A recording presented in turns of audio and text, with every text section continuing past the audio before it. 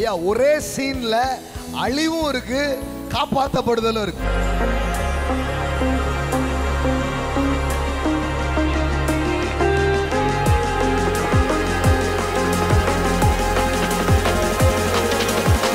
மனுஷர் முதல் மிருகங்கள், ஊரும் பிராணிகள், ஆகாயத்து பறவைகள் பரியந்தமும் பூமியின் மேல் இருந்த உயிருள்ள வஸ்துக்கள் யாவும் அழிந்தது.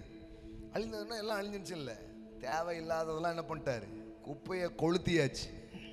ஆமா, குப்பைய கொளுத்தியாச்சு. அவைகள் பூமியில் இராதபடிக்கு நிக்கிரகமாயின. நோவாவும் அவனோடு பேழையில் இருந்த உயிர்கள் மாத்திரம் காக்கப்பட்டன.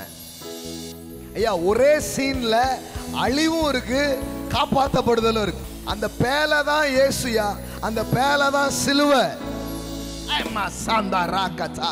ஆமென். அந்த ark is Christ, the ark is cross.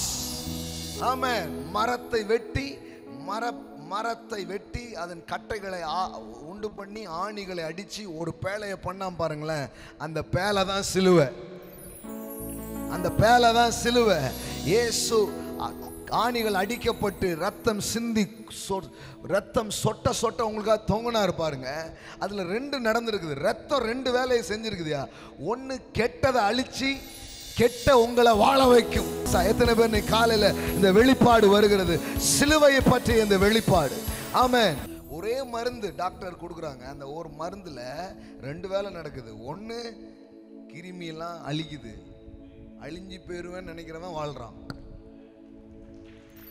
Medicine ஒரு பக்கம் என்ன ஆயிடுது, நோய் அழியுது, நோயாளி என்ன பண்றான், பிழைக்கிறான். அதுதான் மருத்துவத்தினுடைய நோக்கம். அது நடக்குதா நடக்கலன்றது ரெண்டாவது. மருத்துவத்தினுடைய நோக்கம் என்ன, மருந்தின் நோக்கம் என்ன, உங்களை அழிக்க நினைக்கிறது அழியணும், அழிக்கணும்னு நினைச்ச நீங்க, அழியணும்னு நினைச்சு செயல்பட்ட நீங்க வாழணும்.